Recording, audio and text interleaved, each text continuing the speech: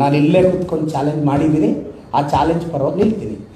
ಈ ಜನ್ರೇಷನ್ ರಾಜಕಾರಣ ನಾವು ಸ್ಮಾರ್ಟ್ ಆಗಿದ್ದು ಆಗುತ್ತಂತಲ್ಲ, ನಾವು ಗೆಲ್ತೀವಿ ಅಂತ ಹೇಳಿದ್ದೀನಿ, ಗೆಲ್ತೀವಿ.